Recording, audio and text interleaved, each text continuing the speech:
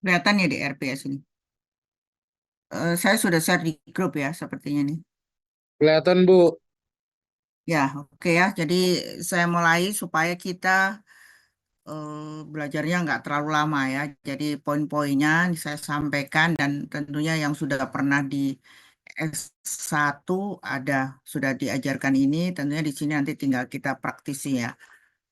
Apa kelayakan di proyek saja ya. Jadi ini mata kuliah ekonomi rekayasa dan kelayakan proyek ya, 3 SKS ya. Ini kalau dulu semester kalian ini semester berapa sekarang? Tiga ya? Tiga ya? Kemarin kayaknya ini dirubah Bu. ya. R2, Bu. Tetap dua ya? Oke. Jadi di sini tunggu ya dia. Ramai sekali ini. Bisa. Tunggu ya.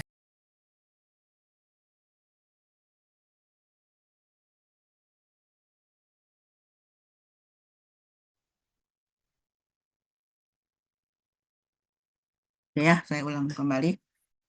Di sini saya jelaskan terkait eh, RPS mata kuliah ini. Di sini ada CPE, capaian pembelajaran lulusan itu ada CPL 3, 6, dan 10 ya. Ini CPL nanti bisa dibaca sendiri. Dan di sini adalah CPMK, jadi capaian pembelajaran mata kuliah. Jadi di sini CPMK-nya ada dua saja ya, dua ya.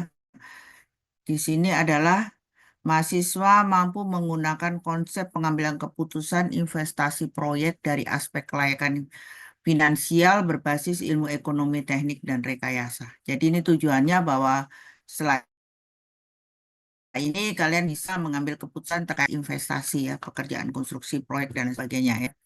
Kemudian CPMK kedua, mahasiswa mampu menganalisis pemecahan masalah yang berhubungan dengan kelayakan investasi proyek konstruksi atau infrastruktur dengan menggunakan berbagai macam metode untuk kelayakan investasi tunggal proyek atau termasuk analisis, misalnya pakai titik impas, sensitivitas, penghentian, dan serta analisis depresiasi aset ya. Jadi tujuannya adalah kalian nantinya dapat menganalisis bahwa itu proyek layak atau tidak layak dengan menggunakan berbagai metode yang ada di dalam ekonomi, analisis ekonomi ya, rekayasa. Itu tujuannya. Jadi kalau kita sudah tahu tujuannya, paling tidak untuk mencapai tujuan ini kan tentunya ada beberapa rumus. Kemarin S1 kan mungkin yang beberapa sudah. Nah, tentunya dasar-dasar apa ya? Dasar-dasar tidak sulit. Dasar-dasarnya itu kita pahami. Misalnya ada future, ada apa saat sekarang, ada annual dan lain sebagainya. Itu kalian paham betul. Nah, kalau itu kalian sudah pahami, tentunya eh, dengan berbagai soal, maksudnya berbagai permasalahan akan dapat dilakukan ya. Jadi di sini ada deskripsi mata kuliah. Jadi mata kuliah ini merupakan metode analisis kelayakan proyek, proyek tunggal, perbandingan kelayakan proyek ganda atau lebih. Jadi biasa satu proyek, dua proyek atau memang gabungan. Dapat juga menganalisis titik impas, menganalisis sensitivitas dan analisis penghentian dan penggantian. Jadi misalnya harus diganti atau dihentikan dan sebagainya terkait nilai uang dan waktu ya, di mana perhitungan berbasis penggunaan formula Financial Spreadsheet ya, MS Excel ya. Jadi ini sebetulnya di Excel sudah ada. Kalau di Excel itu kita tinggal pakai sudah ada ya, tetapi kalau saya sebelum ke Excel kita harus paham teorinya dulu. Baru kalau kita paham kita tinggal memasukkan Excel, kemudian tinggal mengganti-ganti, misalnya kita mau alternatif satu, 2, 3, dan seterusnya ya dengan memakai Excel. Kemudian di samping juga bisa menggunakan tabel bunga jamak sebagai pendukung. Jadi selain perhitungan ada pakai Excel, bisa juga menggunakan tabel ya, ada tabelnya ya. Itu deskripsi mata kuliahnya. Kemudian materinya ada 6 di sini ya. Jadi kalau nanti saya mengajarkan tiga dosen ya di sini, jadi saya mengajarkan hubungan apa itu uang dan waktu, termasuk apa itu arus kas, itu apa bunga, apa itu inflasi ya. Kemudian ada pembayaran tunggal, yaitu nilai masa sekarang atau juga akan datang. Kemudian pembayaran deret seragam bertingkat aritmetik dan geometrik, ya ini terkait teori-teori. Kemudian terakhir kelayakan proyek tunggal. Nah, jadi kita nanti terakhirnya adalah membuat analisis kelayakan ya, membandingkan alternatif satu, dua, tiga itu mana yang paling baik, yang paling efektif dan efisien ya, dengan berbagai metode. Jadi misalnya ada metode net present value, equivalent annual value, ada IRR internal rate of return atau discount payback period ya.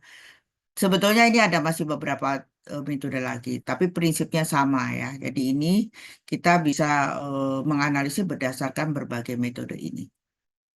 Kemudian materi yang kelima nanti terakhir adalah depresiasi. Nah, kita menghitung depresiasi itu dengan metode SLD, DBD, DDBD, SOYD, dan apa namanya UPD. Terakhir lagi ada titik impas, PCR, analisis sensitivitas, analisis penghentian dan penggantian.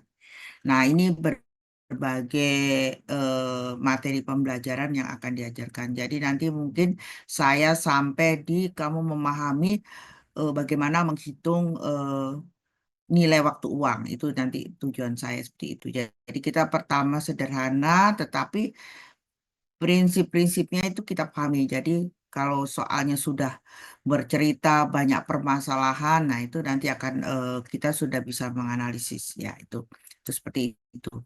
Jadi analisa kelayakan kalau di sini kalian yang di konsultan ya, ada yang di konsultan banyak. Tentunya dalam membuat analisis kelayakan salah satunya adalah analisis ekonomi ya. Pasti ini ada ya terkait dengan ekonomi, layak atau tidak layak itu berdasarkan nilai ekonominya ya. Selain misalnya sosialnya, kan ada ya mengenai sosialnya, teknisnya, dan salah satunya itu adalah terkait ekonomi adalah menggunakan apa ekonomi teknik. Kemudian juga misalnya di sini yang di bidang perencanaan, misalnya kalian akan buka jalan baru. Tentunya kan ada berbagai alternatif nih. Nah, tentunya kita akan menghitung mana yang paling ekonomis dan efektif. Nah, itu tentunya biasanya menghitung tuh dari kita membuka suatu lintas baru, jalan baru itu terkait untuk pengembangan ekonomi sosial. Nah, itu kalian nanti menghitungnya kalau dibuka alternatif satu, tentunya di sini berapa persen peningkatannya, efektifnya, keuntungannya, alternatif dua, alternatif tiga, dan seterusnya. Nah, nanti dari situ kita hitung mana yang layak dan tidak. Nah, itu kita menggunakan ekonomi teknik. Atau juga nanti misalnya dipakai, misalnya kita mau bangun apa misalnya kita mau bangun di wilayah sini ada kita mau bikin mall misalnya ya di suatu tempat kira-kira layak atau tidak layak. Nah, itu bisa kita hitung dengan ekonomi teknik ya. Berapa pengembaliannya? 10 tahun, 5 tahun atau kita mau investasi, mau bikin misalnya bikin tempat olahraga atau lain dan sebagainya. Nah, itu kita hitung akan kembali berapa tahun kita punya investasi tersebut. Itu semua pakai ekonomi teknik. Ataupun misalnya mau investasi, biasanya yang dipakai itu yang sering itu alat-alat, alat berat, atau misalnya mesin, misalnya kita mau bandingkan apa namanya penggunaan peralatan, misalnya eskavator yang buatan luar dari Amerika, satu dari Cina, misalnya kan harganya beda. Nah, itu kita hitung mana yang layak. Nah, itu kita hitung. Tentunya nanti ada cost-nya, ada pemeliharaan, dan seterusnya. Mana yang paling efisien. Nah, itu semuanya adalah pakai ekonomi teknik ya. Jadi tentunya ekonomi teknik ini sangat penting ya, sangat-sangat penting karena ini terkait dengan biaya uang ya. Nah, itu semuanya tadi itu terkait dengan proyek. Tapi sebetulnya terkait dengan pribadi, dengan kehidupan kita. Misalnya di sini, siapa ini? Pak Paul ya, misalnya. Pak Paul 10 tahun lagi pengen punya uang 200 juta ya Pak Paul ya. Kira-kira berapa mau saya kumpulkan uang itu tiap tahun misalnya ya. Atau juga berapa saya simpan. sekarang saya harus simpan uang berapa. Nah, itu bergunanya adalah kita bisa hitung pakai ekonomi teknik. Atau misalnya yang punya anak, misalnya 5 tahun lagi anaknya kita mau sekolah kedokteran, tentunya kan butuh paling tidak 500 juta misalnya ya. Nah, sudah kita siapkan anak kita 5 tahun lagi. Nah, kita harus siapkan sekarang itu kita simpan berapa gitu ya. Tapi simpannya tentunya terkait dengan nilai ada bunga bank, ada waktu ya, bukan disimpan di lemari ya. Ini kalau zaman dulu kan disimpan di lemari ya. Kalau di lemari ya tetap aja ya. Jadi nilai waktu uang itu seperti itu. Nah, itu semua pakai ekonomi teknik ya. Jadi ekonomi teknik ini sebenarnya sangat sangat penting ya. Tidak susah, tapi makanya dari awal apa namanya?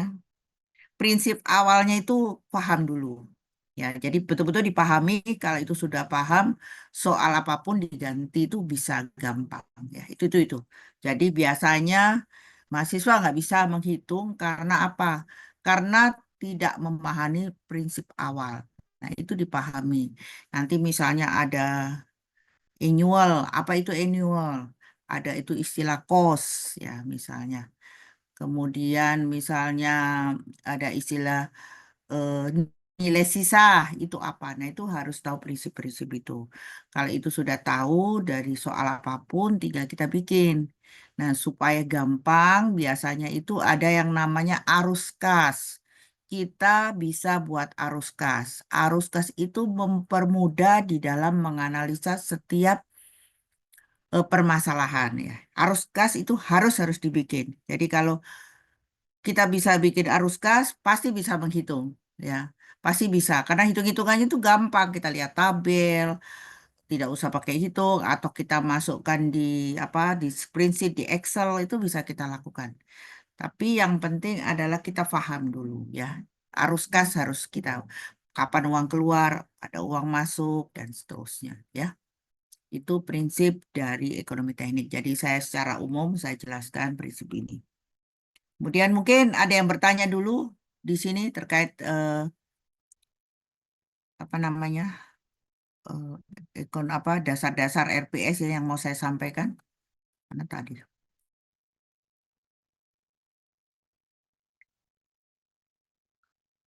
Ada ya.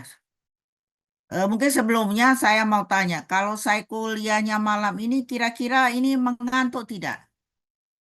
Atau kita sesuai dengan schedule jam 3? Itu yang mau saya tanya dulu.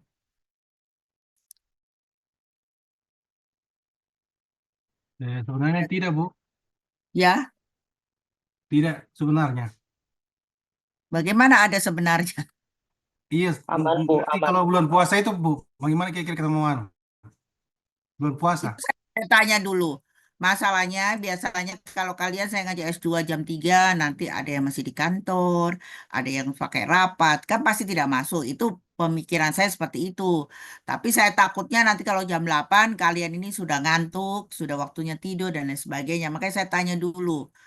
Tapi terserah kalian mau jam 3, tapi kalau hari Senin kayaknya jam 3 saya itu mengajar sampai sore kalau hari Senin ya. Jadi kayaknya hari Senin saya nggak bisa, tapi mungkin hari Selasa bisa. Kalau besok ada mata kuliah dengan saya ya besok ya. Mata kuliah apa ya besok? Besok, ya Ibu, Besok Bu, manajemen infrastruktur. ya angkatan ini ya manajemen infrastruktur ya. Ya, Bu. Kalau manajemen kualitas dan risiko angkatannya siapa? Ini kamu Ibu juga, Bu. Iya, ya. ya Bu, angkatannya kami juga, Bu. Oh berarti saya ketemu Senin Selasa Rabu ini ya. Ya, Bu. Ya, mudah-mudahan tidak bosan ya. Tidak bosan dan saya mau betul-betul tugas itu dikerjakan ya. Jangan tidak nanti kalau dekat-dekat bawa WA ibu minta tolong dan lain sebagainya. Jangan begitulah. Maksud saya, kalau tidak ada tugas, tidak dikerjakan, saya mau mengambil nilai dari mana? Itu saja ya. Itu loh. Jadi kita mau adil ya. Nanti temannya, oh ini enak, tidak rajin saja bawa WA ibu udah bisa keluar nilainya sama. Saya tidak begitu ya. Jadi saya minta tolong ya, kerjakan tetap dikerjakan. Saya sudah baik hati kasih nilai baik sama kalian ya. Itu saja ya. Saya tidak mempersulit, tapi paling tidak saya itu harus mengambil nilai karena saya harus ngisi. Kalau kalian tidak ada tugas sama sekali, saya mau ambil nilai dari mana? Itu yang saya minta ya. Karena di sini biasanya S2 enggak terlalu banyak. Di sini S2-nya banyak ya, 30-an lebih, 33. Jadi saya minta tolong diperhatikan ya. Kalau ada tugas kelompok satu, pasti yang satu ada tugas mandiri. Kerjakan mandiri, jangan di copy paste punyanya kelompok ke mandiri. Jangan ibu diakal-akali ya, ibu ini. Kali ini kan sudah tua semua ya. Jadi jangan diakal-akal. Saya minta tolong, kalian ini semua sudah pejabat ya, sudah kerja di masyarakat. Jadi saya minta tolong sekali, jangan dosennya diakal-akali ya, Dek, ya. Itu saja.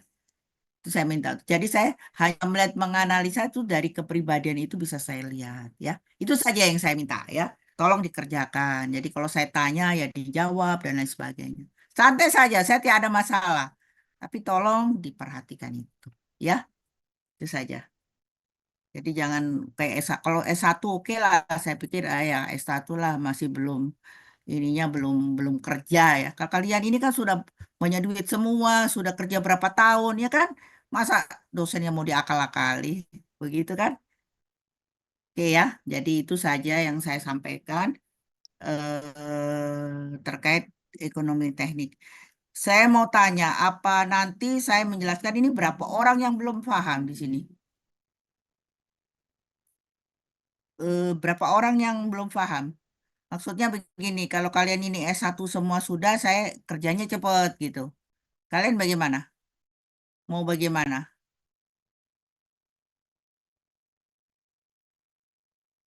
Ngikut, Bu. Ngikut, oke. Ini berapa orang yang belum pernah? Ada tiga, empat? Coba angkat tangan. Jadi nanti coba di list yang berapa orang yang belum pernah ya. Jadi saya kan nanti mau saya kasih satu materi matrikulasi, kemudian ada buku ya yang saya coba saya buka dulu bukunya. Ada buku kan yang saya kasih ya? Tunggu, tunggu, tunggu. Ada, Bu.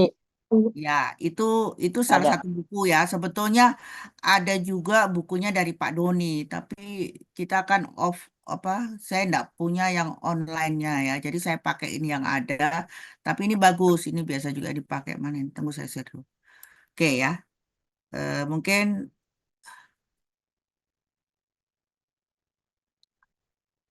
mana bukunya ya? Buku, buku. Ini kayaknya ya. Ini ya bukunya ya. Hmm. Jadi ekonomi teknik itu memang pertama itu kita latihan soal ya, latihan soal. Harus dikerja sendiri. Maksudnya dari kerja sendiri itu nanti akan paham, sudah hafal ya. Itu makanya ibu pasti ngasih soal. Di buku ini ada soal-soalnya. Ya, di buku ini ada soalnya ya. Jadi nanti kalian kerjakan aja soal bagi dua, misalnya ganjil genap. Dikerjakanlah dua kali. Saya cuma dua kali soal di sini itu nanti kalau sudah paham, saya jelaskan, itu sudah selesai, sudah hafal, sudah bisa semua gitu. Tapi kalau itu soal itu nggak pernah dilatihan, nggak bisa. Itu saja. Itu saja strategi belajarnya. Saya kasih tahu strategi belajar itu saja ya. Kalau sudah ya sudah oke. Nah, ini tadi ada bab satu di sini ini menjelaskan kalau yang pertama ya saya jelaskan buku ini supaya nanti tinggal dibaca. Kalau ini terkait di sini isinya adalah ongkos siklus, ongkos mengenai ongkos ya konsep dari ekonomi teknik. Nanti saya punya PPT nanti saya jelaskan ya ini dasar. Nah, nanti yang penting coba baca di apa namanya di bab 2 ya, bab 2. Bab 2 itu sudah mulai perhitungan. Jadi biasanya saya itu langsung di perhitungan supaya gampang ya. Nah, ini dua tuh kan dua ya bab 2. Nah, nanti bab 2 ini dibaca ya. Dibaca sebelum saya jelaskan. Nanti saya jelaskan sebenarnya secara menyeluruh, tapi setelah itu kalian baca bab satu, bab 2 ya. Nanti besok kita diskusi yang belum tahu sama saya. Nah, bunga dan rumus bunga. Ini di bab 2 ya. Di sini di saat pengertian nilai uang dari waktu. Nanti saya ada PPT saya jelaskan ya secara singkat. Tapi ini dibaca tolong. Perhitungan bunga itu ada bunga sederhana, ada bunga majemuk ya. Ini harus kamu tahu. Kemudian ada diagram alur alir kas atau diagram arus kas yang saya bilang ini. Ini paling tidak setiap ini kau bisa gambar ya diagram alir kas.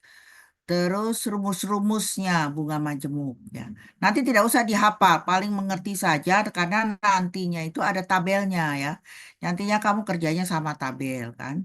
Kemudian ada istilah ini ada mencari ya future, present itu saat ini apa. Nah, ini pengertian present P, ada pengertian annual ya. Kemudian ada deret seragam future dan seterusnya hubungannya. Nah, ini ada semua. Nanti ini saya jelaskan. Nah, ini ada di bab 2. Nah, di bawah terakhir bab 2 ini ada soal ya, ada soal. Di sini sudah ada contoh soal. Contoh-contoh soal ada. Nah, ini ada soal itu tolong dikerjakan ya. Kerjakan soal itu kalau tidak salah halaman berapa? Halaman 52 kayaknya ini. Ya, bacalah, ada waktu baca sedikit karena kalian kan juga memang kuliah ya, jadi kuliah paling tidak paham ya. Halaman 52. Nah, nanti di sini ada soal, ada contohnya, ada soal ya. Jadi nanti minggu depan kalau tidak tahu yang mana, tinggal kita gampang ketemu yang ini. Nah, ini ada soal 1 sampai 14. Nanti bagi dua, ganjil genap, kerjakan ini ya, kerjakan ini. Tuh. Kemudian bab 3 ada juga soal ya, tentang tingkat bunga dan seterusnya. Nah, saya mau hanya sampai sini paling tidak tujuannya selesai dari saya selesai mengajar di sini adalah kalian bisa paham terkait menghitung nilai waktu uang ini. Itu saja tujuan saya ya. Jadi misalnya apa namanya Anggi, misalnya kamu sekarang tiap bulan kamu taruh uang di bank 2 juta gitu ya. Kira-kira 10 tahun lagi uangmu berapa gitu. Bisa kamu hitung, Bisa, Anggi. Berarti bagaimana ngitungnya? 2 juta kali 12 kali 10 begitu. Bu. Ya. Ya, Bu. 2 juta kali 12 kali 10, Bu. Nah, itu kan hitungan yang kasar-kasaran ya. Maksudnya ikutan itu kalau uangnya ditaruh di dalam lemari. Tapi uangmu kan ditaruh di bank kan? Iya, betul tidak? Sama juga kamu deposit kan semua sudah tahu deposit. Nah, di situ Ada. kamu bisa menghitung. Berarti nanti kamu menghitung kalau sekarang saya setiap bulan selama 10 tahun, setiap bulan saya taruh uang 2 juta, 10 tahun lagi uangku berapa. Itu bisa dihitung. Yang penting kamu tahu berapa bunga di bank, I-nya berapa istilah bunga di bank. Bisa dihitung ya. Ataupun misalnya kamu misalnya mau beli rumah ya. Kalau tahu harganya 500 juta, ya paling nggak saya mau kumpulkan uang berapa supaya itu 2 tahun lagi saya mau beli rumah itu 500 juta. Saya harus kumpulkan uang berapa. Itu dibalik. Jadi kita sudah tahu akan depannya itu namanya nanti itu namanya future 500. Kita menghitung berapa uang yang saya simpan sekarang. Kan belum yang saya simpan sekarang tidak harus 500 juta kan? Ya, Bu. Bisa 400 atau 350 itu nanti 2 tahun lagi bisa 500 itu tujuannya seperti itu ya. Oke, atau juga tadi yang saya berikan contoh. Nah, itu seperti itu. Jadi nilai waktu uang. Kenapa bisa seperti itu? Karena nilai uang itu tergantung waktu. Uangnya kita ini sekarang 100.000, 2 tahun lah apa bukan 2 tahun, 1 tahun lagi belum 200 itu nilainya sudah beda kan? Iya, Nyusut. naik atau turun, beda kan? Nah, tergantung waktu. Jadi nilai uang tergantung nilai waktu uang. Itu seperti itu. Makanya kenapa ada mata kuliah ekonomi teknik begitu. Jadi misalnya kita mau cicil mobil, mau beli rumah, kita mau bandingkan. Itu rumah harganya 500 juta kalau dibayar cash misalnya kan. Tapi bisa juga dicicil. Dicicil misalnya 2 tahun. Cicilannya sekian. Kan biasanya bank begitu kan. Oh, kita sih oke-oke saja kan kalau kita pinjam mana. Di situ kita bisa menghitung berapa dia bunganya. Kemudian kira-kira kan biasanya bunga 1 sampai 6 bulan bunganya sekian. Nanti setelah 6 bulan ke atas ada kenaikan sekian. Nah itu kita hitung. Nah kita bisa tahu betul tidak lebih bagus mencicil atau langsung bayar cash. Itu seperti itu. Jadi kita paham seperti itu. Ini kan penting. Jadi bukan hanya untuk proyek, untuk kehidupan kita juga bisa ya. Jadi kalau biasanya itu kan orang teknik itu banyak gampang cari duit ya. Betul tidak kan? Cari duitnya gampang. Tapi tidak bisa menyimpan, susah. Ya, betul tidak? Kadang-kadang ada yang tidak bisa menyimpan. Nah, itu caranya seperti itu. Kalau kita punya perencanaan ke depan yang bagus, tentunya kita bisa menyimpan ya. Itu seperti itu. Itu contoh ya. Nanti juga termasuk investasi dan lain-lain. Oke, saya lanjut PT PPT ya. Nanti bisa saya share. Tidak mengantuk kan? Kalau mengantuk bilang ya. Tidak, Bu. Lanjut, Bu. Jangan suruh ibu bicara sendiri. Kalau kamu mengantuk, bilang mengantuk. Kita tutup saja kuliahnya, begitu ya. Jangan sambil tidur juga. Kau tinggal tidur, ibu bicara sendiri. Oke, ini biasanya kan dipakai matrikulasi, tapi tidak apa-apa ini saya secara umum, secara keseluruhan ya saya berikan. Jadi di sini mata kuliah Ekonomi Rekayasa S2, di sini pendahuluan ini mampu menjelaskan manfaat secara umum materi ekonomi rekayasa, mampu menjelaskan definisi dan konsep apa itu konsep ekonomi rekayasa. Tadi sudah saya jelaskan sendiri ya, mengapa ada ekonomi teknik. Karena kita keterbatasannya sumber daya manusia, uang, mesin, material ya terbatas. Jadi kesempatannya itu sangat beragam, makanya itu sangat diperlukan. Kemudian kita sebagai seorang engineer, bagaimana kita harus punya pengetahuan, keahlian dalam memutuskan layak dan tidak layak ya terkait aspek finansial ya. Biasanya kan kalau kita di konsultan dan lain sebagainya kira-kira layak tidak atau tidak layak atau membandingkan itu bisa. Kemudian perlu menganalisa beberapa alternatif model desain rekayasa. Nah, itu yang tapi saya jelaskan ya.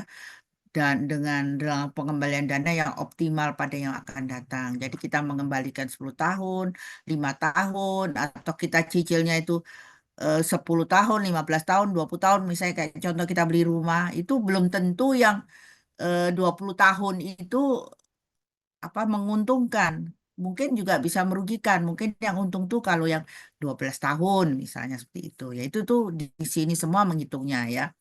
Kemudian investasi harus mendapatkan keuntungan. Jadi kalau kita berinvestasi harus mendapatkan manfaat. Jadi istilahnya itu manfaat atau benefit. Itu kalau keuntungan ya. Harus lebih besar dan mengeluarkan biaya cost. Jadi kalau biaya itu istilahnya cost yang lebih kecil dalam kelayakan finansial ya. Itu otomatis toh. Jadi kita harus lebih memiliki keuntungan kalau kita berinvestasi. Nah, ini pengetahuan tentang peluang dikaitkan waktu menjadi penting ya. Jadi 500.000 sekarang besar.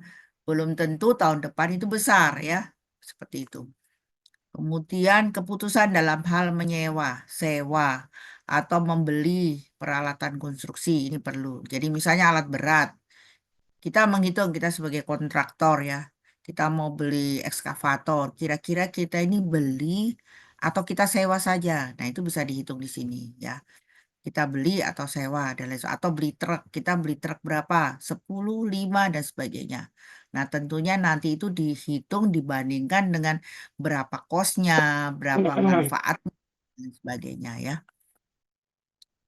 Kemudian pengetahuan studi ekonomi real diperlukan untuk menganalisa proyek investasi layak dan tidak layak ya itu biasanya kalau kita kelayakan, kemudian pengertiannya ya tentunya di sini ilmu mempelajari tentang perhitungan investasi suatu proyek rekayasa ya.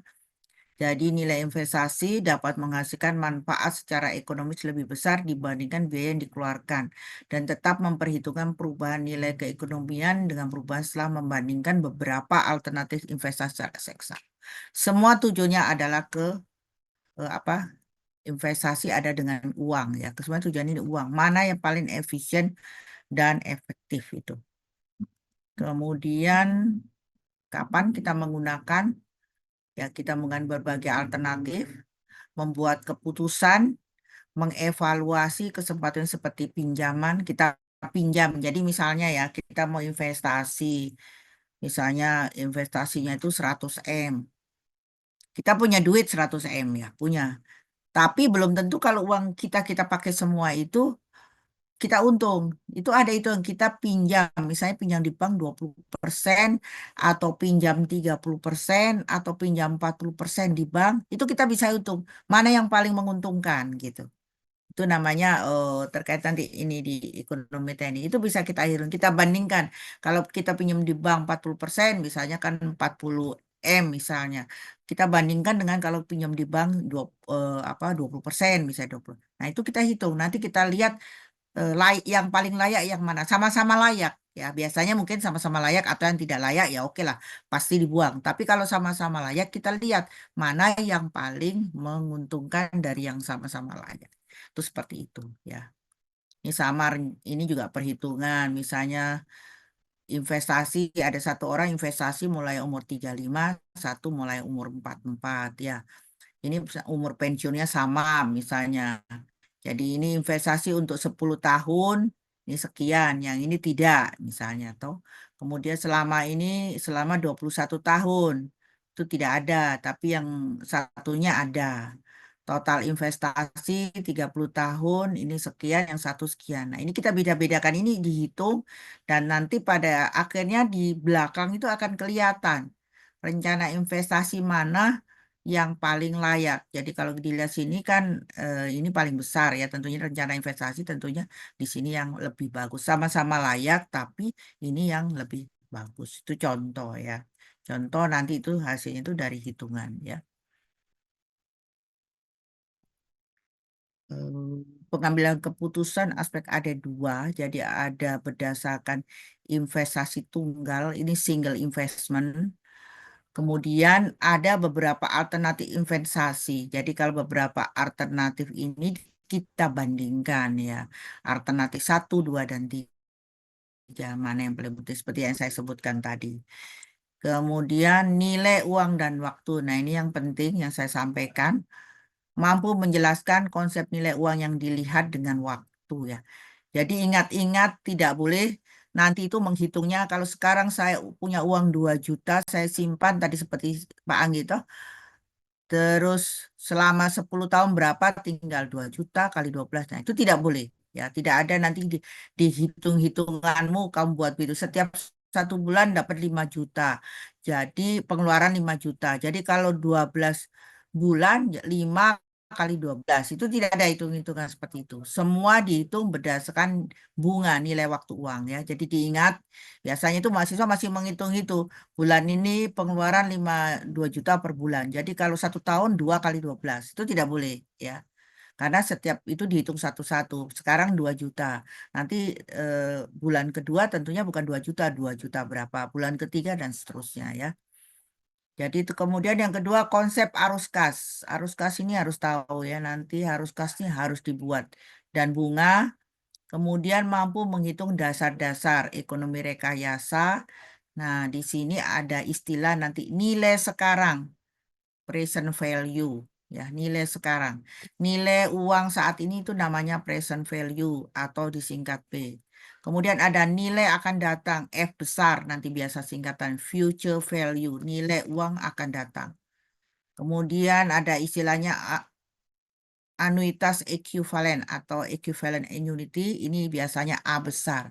Ini biasanya cicilan pendapatan yang sama setiap bulan itu A besar. Jadi kalau kita misalnya cicil 500 dengan sama itu namanya annual. Ya, tapi kalau kita misalnya uang sekarang saya keluar uang sekarang 100 juta atau sekarang saya dapat 100 juta itu namanya present P. Ya, nanti dibaca ya modulnya. Kemudian misalnya rumah saya 10 tahun lagi saya jual itu bisa laku 500 juta. Itu namanya future. Atau mobil saya jual lagi 10 tahun dari sekarang itu nilainya ada di 100 juta. Itu namanya future. Atau kalau kendaraan itu nilai sisa. Ya, itu. Ya, ini yang harus hafal ini hanya ini aja. Pengertian ini jangan sampai kita nanti kuliah minggu depan kalau namanya annual ya mungkin 3 kali ya. Pas ketiga saya tanya annual nggak tahu. Nah, sudah tidak bisa kerjakan soal semuanya. Nah, ini yang dasar-dasar ini. Arus kas juga nanti bisa. Itu yang saya mau seperti itu. Kalau ini sudah tahu semua ya Kamu soal apapun tuh pasti bisa. Saya yakin pasti bisa ya. Oke. eh ada istilah modal ya. Ada istilah bunga, tingkat bunga ya. Pengembalian bagi modal kali 100 ya. Ini ya, biasa saja. Ini istilah modal, interest atau bunga juga biasa disebut interest dan profit ya. Penggunaan uang melibatkan biaya administrasi. Nah, itu kita cost pengeluaran. Setiap investasi melibatkan ada risiko juga kita perhatikan. Penurunan nilai mata uang yang diinvestasikan juga ini kita perhatikan. Investor menunda kepuasan yang bisa dia secara dengan menginvestasikan uang. Nah, ini juga salah satu ya. Pengembalian modal itu artinya. Ini istilah-istilah ya. Jadi, kapan kita menemui tingkat bunga? Itu kalau kita uangnya kita taruh di bank, kita pakai kartu kredit atau bunga tabungan, kredit mobil, saham dan seterusnya. Itu pakai ekonomi rekayasa ya. Jadi, kalau uangnya disimpan, di peti di rumah itu tidak bisa ilmu ini dipakai ya. Kemudian nilai waktu dari uang. $1 hari ini nilainya lebih dari $1 tahun depan ya. Kan begitu kan? Nah, itu. Kemudian, nah ini bunga sederhana. Ada dua ya, saya langsung ke bunga saja. Ini secara singkatnya nanti tinggal dibahas. Ada bunga sederhana, ada bunga majemuk. Apa yang disebut bunga sederhana itu kan P ini induknya ya modalnya toh kali I bunganya itu berapa? Bisa 10%, 5% ya. Kali N jumlah periode ya. Itu namanya bunga sederhana ya. Jadi perhitungannya bunga sederhana misalnya kita punya uang 100.000 dengan bunga sederhana 10% per tahun selama 4 tahun dan dibayar sekali pada akhir tahun keempat, berapa besar hutang yang harus dilunasi. Nah, kalau bunga sederhana itu, ya, ini hitung-hitungannya. Ya, kita mempunyai uang 100, hutangnya 100 kan ya, dibayarnya, kita bayar ini.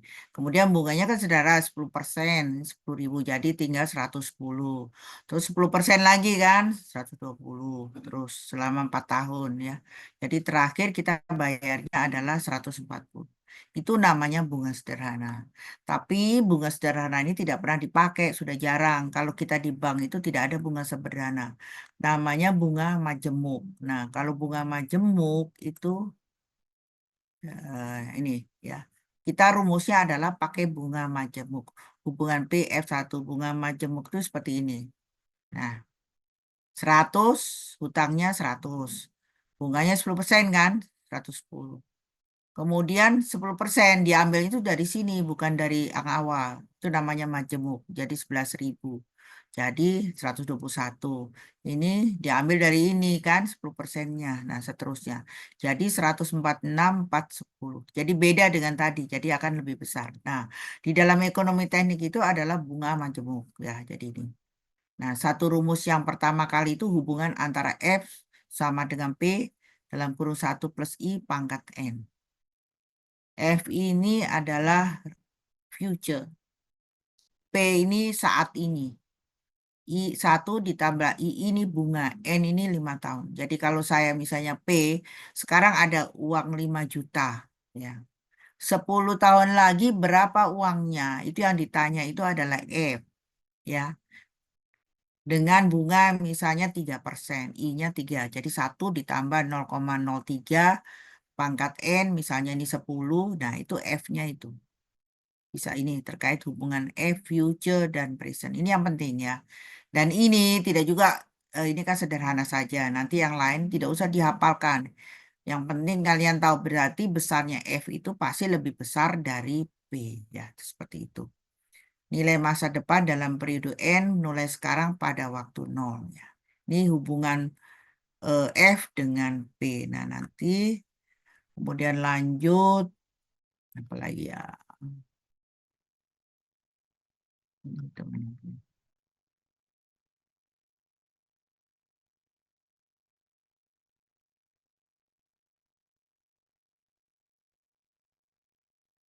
Nah, ini contoh juga ini hubungan tadi ya. Jadi di sini I-nya 6%, jadi 0,N-nya 10 kan, selama 10 tahun. peminjamannya $10.000 ya. Kemudian di akhir tahun ke-10 berapa nilai uangnya? Berarti yang ditanya adalah F ya. Jadi langsung rumusnya itu dipakai F sama dengan P1 plus I pangkat N. 10 kan P-nya $10, 10.000, 1 plus I. Jadi F-nya 10 tahun lagi adalah 17.908. Nah, itu. Gampang kan? Nggak susah kan? Gampang kan? Bang, Bu. Iya, Oke. mudah, Bu. Nah, ini ada aturan 72. Ini artinya ini semua ada di buku situ semua ya. Ini disingkat saja.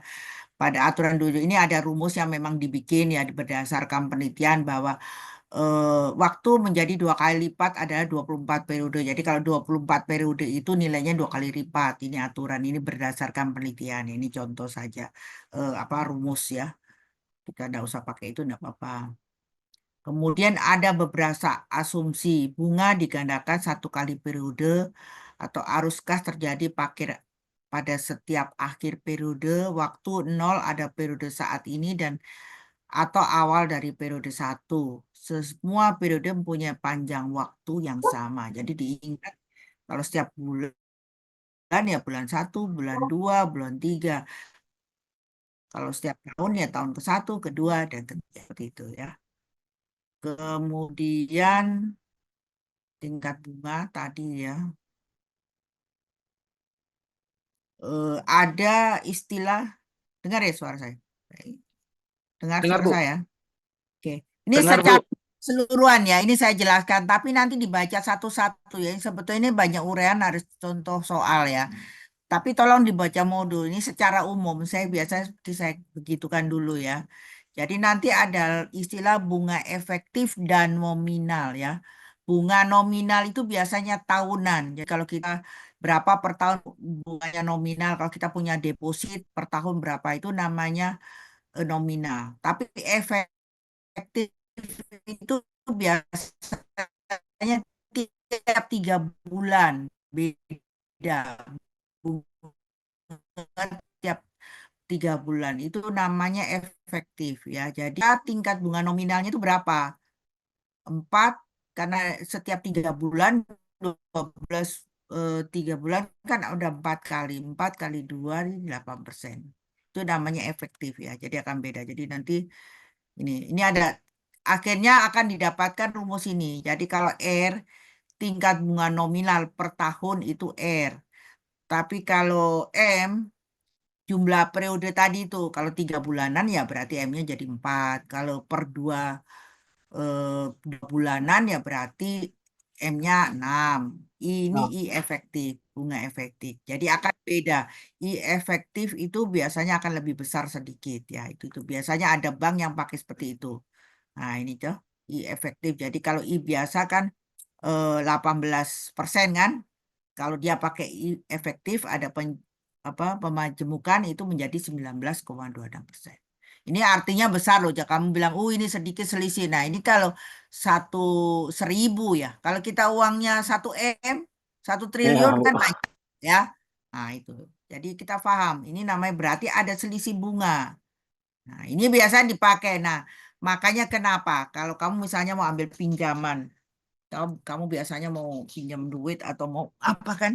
Misalnya beli rumah kan kita mau kredit di bank A, B, C kan begitu kan? Pernah ada yang begitu. Pernah, Nah, Bu. pada saat kredit kan berapa bunganya? Kamu tanya toh. Ini di sini 3%, yang di sini 2,9. Nah, itu kan begitu toh. Nah, ada satu bank itu biasa memberikan itu pasti lebih murah. Padahal sebetulnya hitungannya itu sama. Nanti dia lebih murah. Dia tuh sudah menghitung selama 1 tahun misalnya satu 3%, satu 2,5% misalnya. Dia sudah menghitung 2,5% itu dia lakukan selama 1 tahun. Kalau kita pinjam kita menyicil, misalnya ada cicil rumah atau mobil, kan 2,5% itu selama dihitung selama 1 tahun atau misalnya dia bilang 2,5% selama 2 tahun tetap bunganya kan kamu masih ambil yang 2,5% kan daripada yang 3% ya kan karena lebih murah kan.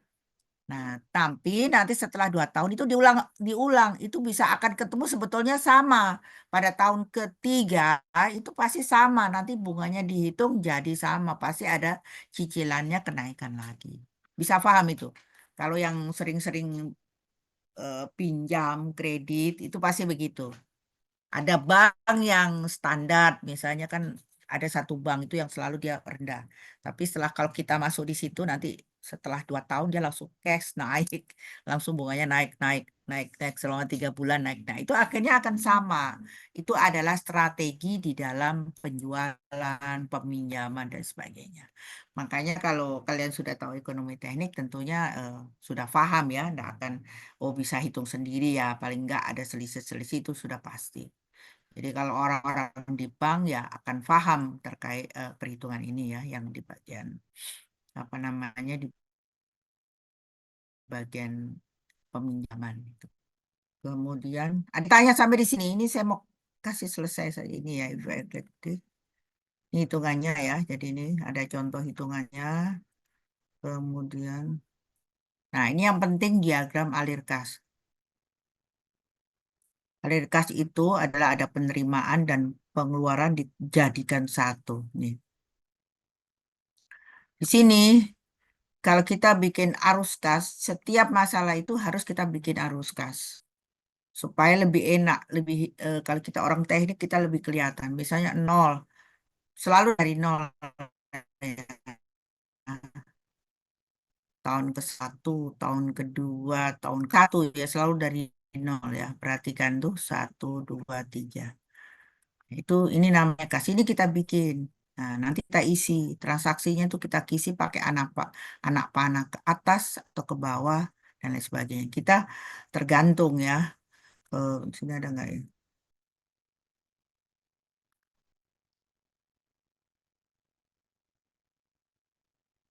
Ini akan itu menjadi panah vertikal pada garis horizontal pada jadi nanti kita bikin anak panah ya. Panjangnya itu biasanya kita juga orang teknik harus perbandingan ya. Kalau 1 M-nya di sini 1 senti, kira-kira kalau 2 M ya 2 senti. Begitu, jadi akan dapat terbaca ya. Aliran kas itu bisa positif atau kita tergantung dari kita. Tapi biasanya ke atas tuh positif atau penerimaan. Kita terima bisa juga positif ke atas. Tapi tergantung. Kita melihat arus kas itu yang buat arus kas itu dari pihak bank atau dari kita. Akan beda kan? Kalau kita terima pihak bank kan keluar kan? Nah, itu kan beda ya. Bisa paham? Kalau kita mau pinjam uang di bank, kita terima uang 300 juta misalnya. Berarti kita terima, kita pakai arus kas ke atas. Itu dilihat dari kita. Tapi kalau dilihat dari pihak bank, berarti dia apa? Keluar uang kan 300. Berarti aliran gasnya ke bawah. Tergantung ya. Yang penting kita punya prinsip jangan keliru gitu. Kalau kita dapat, kita punya persepsi kita dapat uang, oh saya kasih ke atas 300. Kemudian ada pemeliharaan sebesar atau pengeluaran sebesar 20 juta. Karena kita tadi atas sudah dapat, ya kita bawah 20 juta. Kita tarik 20 juta di tahun ketiga misalnya. Nah itu dari kiri kita. Nah kalau setiap titik itu kita bikin, nah itu akan gampang hitungnya. Ya, bisa paham ya, itu kita bikin. Makanya kenapa saya selalu bilang buat arus kas. Ini di sini contoh-contoh soal yang saya suruh kalian kerjakan itu sederhana sekali. Saya misalnya 10 tahun lagi saya mau pingin uang 100 juta, berapa saya simpan. Itu sangat-sangat sederhana. Nah, nantinya permasalahannya bisa begini. Saya terima uang misalnya 500 juta. Pada tahun ke-1 saya dapat pemasukan 5 juta, misalnya kan. Pada tahun ketiga saya mendapat ada pengeluaran misalnya 10 juta tahun ketiga, keempat, kelima. Nah, kan banyak permasalahan kan. Kemudian tahun ke-6 saya ada pengeluaran mendadak misalnya 20 juta. Nah, kalau kamu punya arus kas, hal itu bisa dibuat di arus kas. Nah, nanti ditanya berapa uang saya pada tahun ke-10 atau berapa uang saya simpan saat ini misalnya. Nah, itu bisa kita hitung, tapi ini ada arus kas. Kelihatan. Jadi nanti dihitung satu-satu, pengeluaran ini satu-satu dihitung sesuai permintaan. Kita mau lihat uang kita ke depan atau saat. Makanya saya bilang harus paham, harus setiap masalah bikin arus kas. Contohnya saya sederhana, yang contoh-contoh di situ itu sebagai dasar. Kalau itu dasar, kalau tidak tahu, sampaikan, kita diskusi, jangan diam, sampaikan. Silakan mau kerjasama itu silakan, tapi prinsipnya paham. Gitu. Ya, itu yang saya minta. Jadi pasti pasti bisa, apalagi udah pernah ya, pasti bisa ya. Oke. Ada yang mau tanya sampai di sini? Di mana yang tadi? 35 ya. Ada yang mau bertanya? Tidak? Nah, ini coba contohnya ya. Arus kas minjam $10.000. Ini kan ke atas ya, kita pinjam. Kita dapat duit kan, jadi ini ke atas. Terus tadi kan soalnya tadi tahu tahun ke-10 ke bawah. Ini dari sudut pandang peminjam. Tapi kalau dari pemberi dia keluar duit, berarti ke bawah. Kalau dia pada tahun ke-10 berapa saya harus mengembalikan 17 dia dapat duit. Nah, tergantung dari sudut pandang. Nah, ini sederhana toh. Tapi kan belum tentu misalnya ini sampai berapa tahun di sini. Tahun kedua ada pengeluaran. Ya, kalau kita dapatnya atas berarti pengeluarannya ke bawah 2 juta. Tahun keempat. Nah, terus seperti itu dan seterusnya. Nanti bisa kita hitung satu-satu ya. Nah, itu arus kas. Jadi makanya kenapa harus ada arus kas ini ya. Nah, ini selalu dari nol. Ingat-ingat dari nol ya. Kemudian ekivalensi, nggak usah nanti ya, nanti. Contoh ekivalensi bersama. Tadi yang ditanya teman-teman. Oh, ini pertanyaan contoh. Berapa nilai sekarang dari pembayaran $3.000 yang akan Anda terima 5 tahun dari sekarang ya. Jadi kalau sekarang kita punya 3.000 berarti itu apa? P-nya kan? Ya kan? Tadi hubungan P. Tadi kan F sama dengan P 1 plus I pangkat N. Jadi kalau P-nya kita hitung kan berarti F dibagi P 1 plus I pangkat N. Nah, P-nya kita masukkan 3.000, kita akan dapatkan, F-nya kan F-nya kan 3.000 ya, jadi P-nya kan 2,402. Dia kita 5 tahun lagi kita mau terima sekarang. Berapa sekarang saya simpan ini? Dengan bunganya berapa tadi? 8% ya. Kemudian ini juga sama ya. Nah, ini. Tuh, itu yang disebut ekivalensi. Kemudian, jadi istilah ini I, tingkat bunga periode ya. Itu namanya I ya. Kemudian N itu waktu, ya bisa bulan, bisa tahun. P itu present, nilai waktu sekarang. Yaitu namanya uang saat ini, itu namanya present. Nilai masa depan, uang ke depan, atau nilai sisa itu namanya F, future. Ya, ingat-ingat F kan bahasa Inggris future, ini present. Tuh. Nah, ini hubungannya ya.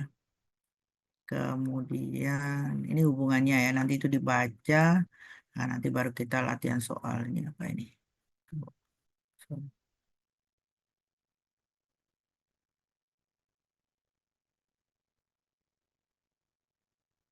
Nah, ini tentang hubungan P dan F ya. Jadi ada hubungan P dan F. Nah, sebetulnya ini semua ini bisa juga dikerjakan di Excel. Bisa juga dikerjakan dipakai tabel. Tunggu saya cari tabelnya saya di mana. Terus kemana? Tabel. Ada yang sudah tahu tabel kan? Tabelnya? Mana tabelnya saya sudah hilang.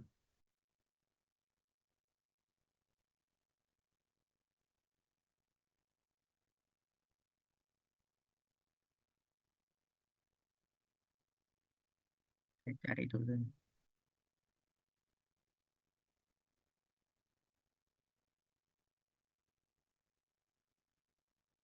Cari. Di tabel. Bisa cari ini tabel. Nah, kalau pakai tabel, kamu tinggal buka tabel, nggak usah hitung-hitung. Tapi yang penting kan prinsipnya tahu. Ya, ini tabel ini banyak. Nah, yang atas ini menunjukkan, yang nol ini menunjukkan bunga. Pakai bunga berapa I, berapa 1% atau 1,25% ya. Ini bunga. Kemudian, ini kelihatan ini, Dek. Kelihatan? Kelihatan ini. Kelihatan Bu, kelihatan Bu. Oke. Nah, ini ya. Ini N. N ini waktu berapa tahun? 5 tahun ya. 10 tahun ini N ini. Sampai bawah.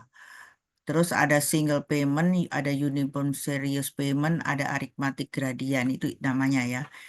Di sini nanti dibaca dulu. Saya kan ini belum jelaskan satu-satu ya. Sama sih langsung supaya kalian paling nggak ada bayangan. Komponen amounts, jumlah komponen ini hubungannya F strip P. Berarti di sini ya. F strip P di sini adalah kamu akan mencari future besarnya future apabila P-nya diketahui. Ini koefisiennya tuh sudah ini. Nah, ini sebenarnya tadi itu dari rumus tadi ya. Maka ini dibikin tabel. Jadi misalnya kamu punya uang 5 juta. 10 tahun uangmu berapa? Tinggal kamu cari 5 juta itu kan berarti uang saat ini 5 juta berarti P. Berarti 10 tahun lagi berarti hubungan F dengan P kan? Kamu cari N10 di sini. Nah, ada keluar koefisien 1,1323. Nah, ini kalikan dengan 5 juta. Itu berarti sudah F-mu 10 tahun lagi. Bisa paham? Tapi ini asalnya adalah dari rumus tadi. Ya, nanti itu kamu. Atau misalnya P per F. P per F ini berarti di sini adalah F-nya diketahui. Ya, tapi kamu mau cari presentnya uang sekarang. Jadi misalnya saya 10 tahun lagi saya mau punya uang 500 juta. Berapa mau saya simpan sekarang? Itu berarti P-nya yang dihitung. Kamu cari N10 di sini 0,8832 kalikan 500 juta. Nah, itu uang P-mu saat ini. Tuh. Otomatis P akan lebih kecil berarti koefisiennya di bawah 1. F kan besar toh, berarti dia koefisiennya di atas 1. Ini F per P, P per F. Nah, ini sinking fund, ini hubungan antara annual dengan F. Annual itu tadi cicilan, bisa pendapatan, bisa pengeluaran. Jadi, misalnya ini kalau A strip F, ini berarti apa tadi? Kalau A strip F, yang diketahui apa? Kalau A strip F berarti yang diketahui apa? A atau F-nya? Hanya Bu. Hanya.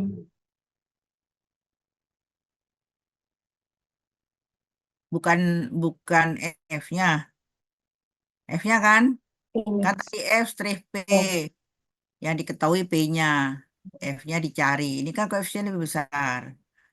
Nah, kalau A per F berarti ini F-nya diketahui. Misalnya ya, saya uang saya 5 tahun lagi, saya mempunyai uang 100 juta. Berapa saya harus cicil uang itu? Nah, ini harus cicil ya, bukan P. Kan tadi berapa uang saya sekarang? Saya Oh, ya. selama 5 tahun saya mau cicil. Nah, itu berarti kamu mau cari A-nya kan? Annual. Nah, kamu cari 5 tahun lagi, 0, ini. 0,195. Berarti kalikan berapa tadi? Mau punya uang 100 ya. 100 atau berapa tadi ya? Kalikan itu. Berarti kamu nyicilnya tahun pertama berapa, tahun kedua dengan bilangan yang sama, annual. Nanti ada istilah kalau tidak sama itu gradian G. Nah, itu. Kalau ini terbalik, ini A-nya diketahui, F-nya dicari. Jadi kalau kalau saya setiap bulan simpan uang 5 juta, 20 tahun lagi berapa uang saya? Itu berarti apa? Kamu cari F-nya. Nah, kamu cari N ini 20 di sini. Tarik, nah, 20 berarti ini 22,5630. Berapa cicilanmu tadi? Kalikan cicilannya. Kamu dapatkan uang saya sekian. Tapi dengan bunga bank di sini ya 1,25%. Tergantung soalnya toh. Nah, kamu cari ini banyak ini 1,20. Biasanya tabel kan kalau tidak ada ya di interpolasi. Nah, ini bunga bank 6% kan ada semua toh. Nah, itu tergantung. Nah, ini sudah dihitung. Ini semua asalnya adalah dari rumus tadi. Makanya dibaca nanti saya jelaskan satu-satu ini secara langsung. Terus seperti itu supaya kalian tidak mengantuk kan, supaya cepat. Kalau satu-satu nggak nyampe-nyampe. Jadi kalau saya langsung saja ya. Oke, terus ini sama ya, ini terkait aliran kas.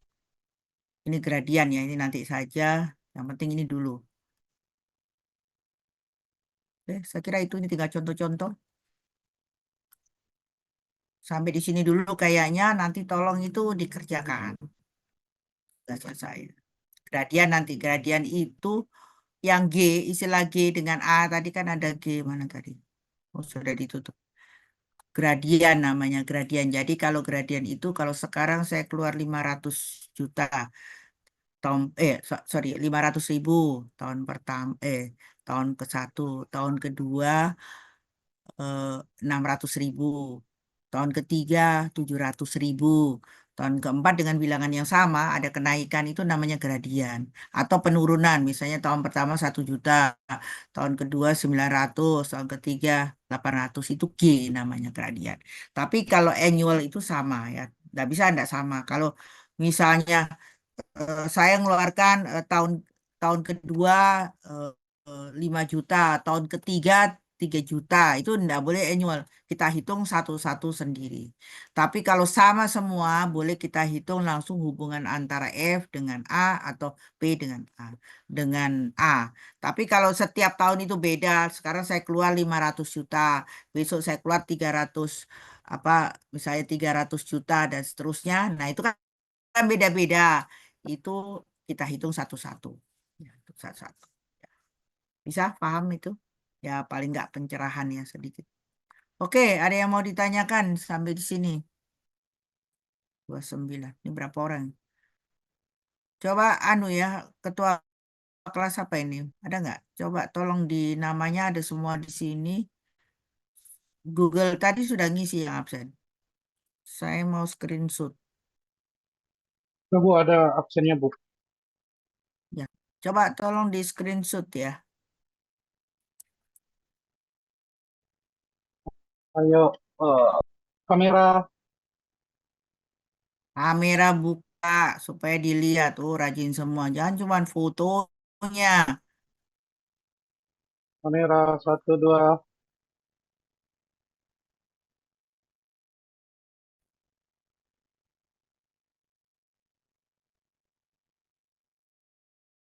Bu, Orang yang nggak masuk ini. Semester kemarin nih di sini ada yang nggak lulus mata kuliahnya Ibu. Ada nggak yang nggak lulus? Lulus semua, Bu, lulus. lulus Lulus semua. semua. Lulus semua karena baik Ibu ya. Ibu. Kalau tidak kok pasti sudah ada yang tidak lulus itu. Tapi saya minta jangan keulang ya. Saya tidak mau lagi nanti kamu tidak mengerjakan soal. Ditolong.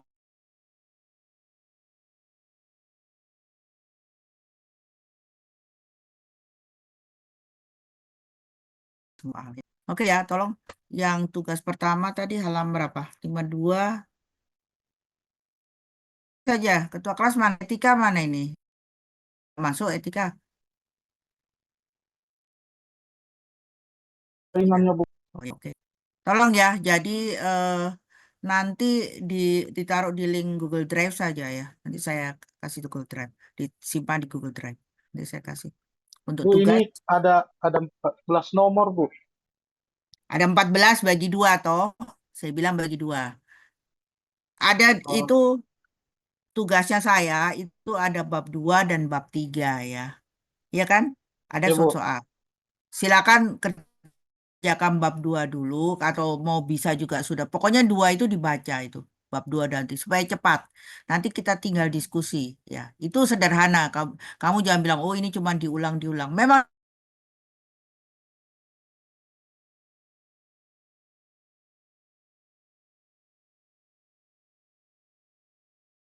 diulang-ulang tapi dari ya sana. Tapi tidak kalian akan hafal praktis ya. Itu. Jadi kalau kalian yang sampai tidak bisa itu berarti tidak kerjakan soal. Saya cuma lihatnya di situ saja ya. Tolong dikerjakan bagi 2 jadi 77. Kalau kalian bisa yang bab 3 dikerjakan ya silakan. Tidak apa-apa. Nanti yang tidak tahu apa. Kan nanti soal kita bisa juga diskusi contoh soal. Itu saja. Nanti setelah itu kita bisa terkait di apa di lapangan ya. Ini kan belum masih dasar-dasarnya. Itu seperti itu. Oke. Saya Bu, kira itu. jadi kelompoknya 2 saja, Bu. Maksud, Kan ada 14 soal, Bu. Dibagi dua ini maksudnya bagaimana, Bu? maksudnya satu orang kerjakan nomor satu, nomor dua, ganjil genap begitu. Ganjil Oh, kerjakan ganjil yang genap-genap. Kan enggak apa-apa kan? Ada waktu kan? Ada waktu. oke, Bu. Oke, Bu. Tugas kerja dan belajar. Saya juga pernah begitu tugas dan belajar. Jadi tidak usah mengeluh. Insya Allah bisa. Kalau ini kamu bisa hafal, nanti seterusnya gampang Ibu. Tidak lama-lama lagi kamu sudah hafal. Biar itu soal dikasih soal yang panjang-panjang bagaimana itu pasti bisa. Saya yakin pasti bisa. Tapi kalau kamu tidak bisa mengerjakan itu, kamu tanya lagi, apa itu ya, A itu ya, ini apa ini ya, nah itu berat tidak.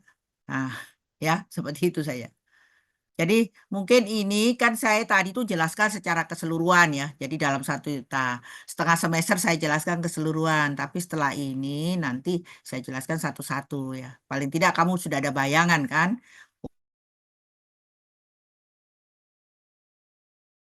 Ini. Nah, ini layakan ya kau pilih yang mana. Sekarang kan saya baru bunga dengan hubungan antara present, future, annual, terus ada gradient. Itu ada semua di bab 3 dan sorry di bab 2 dan 4 ya.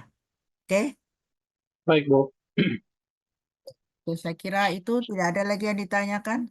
Sudah cukup. Yang lainnya kan sudah pernah. Di sini berapa orang yang belum dapat tadi? Kalau siapa namanya? Anggi sudah pernah ya dapat ya? Apa, Bu? Eko, dapat, Bu. Iya. Dapat toh? Kamu angkatan Da- berapa? Sudah ada dulu toh? Ekonomi dapat, teknik Bu. sudah. Dapat, Bu. Ekonomi teknik, Oh Bu. ya, Iya, Bu. berarti sudah paham lah, sudah tidak terus. Yang belum dapat tadi siapa? Saya Bu Siapa? Saya ini siapa? Atika. Atika. Iya, Kamu dulu apa? Oh, kamu apa? Bukan sipil ya? bukan Bu. Dari apa? Atika dari apa ya? Dari manajemen Bu. Jurusan Manajemen apa manajemen, kamu? ilmu manajemen Bu. Kamu dari ilmu manajemen di. Iya, di Makassar Bu. STEM. Oh, oke oke. Iya Cari Bu, di Google bisa. ya. Cari Iya di Bu. Google itu ada semua. Di YouTube ada semua ya. Kalau sekolah sekarang Iya gampang ya. Bu. Kita tidak bisa, bisa jadi bisa ya. Jadi coba mungkin lebih kamu lihat lagi di itu. Kau baca. Oke. Jadi minggu depan kita silakan diskusi. Minggu depan. Kita mau tatap muka minggu depan atau 1 minggu lagi? 1 minggu lagi ya kita tatap muka Ya, ya. Bu. Minggu depannya lagi.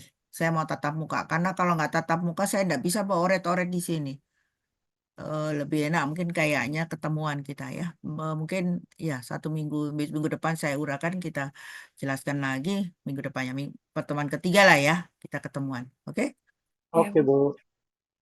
Oke ya sudah kalau begitu saya tutup. Tidak ada yang lain yang mau ditanyakan. Bu, berarti Tadi stamuk yang genap kerjakan soal yang genap Bu ya.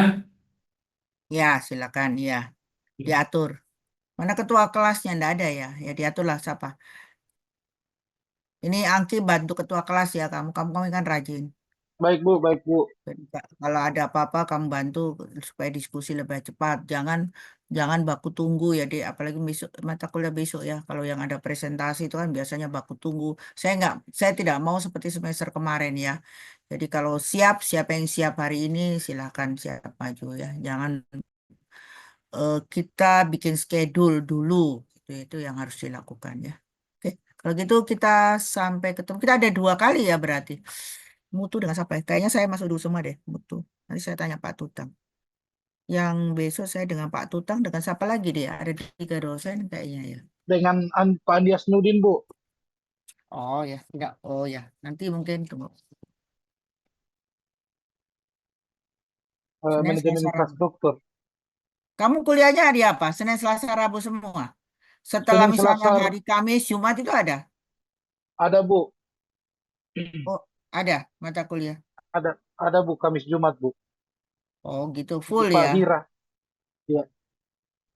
Oh ya, ya. Oke, oke, oke. Oke lah kalau begitu, nggak apa-apa. Nanti kita ketemu lagi besok kan.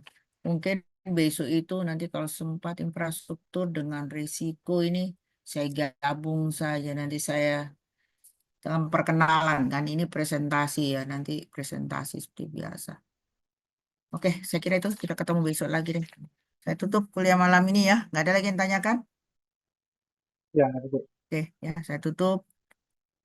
Assalamualaikum warahmatullahi wabarakatuh. Waalaikumsalam Waalaikumsalam warahmatullahi Waalaikumsalam. wabarakatuh. Waalaikumsalam warahmatullahi wabarakatuh.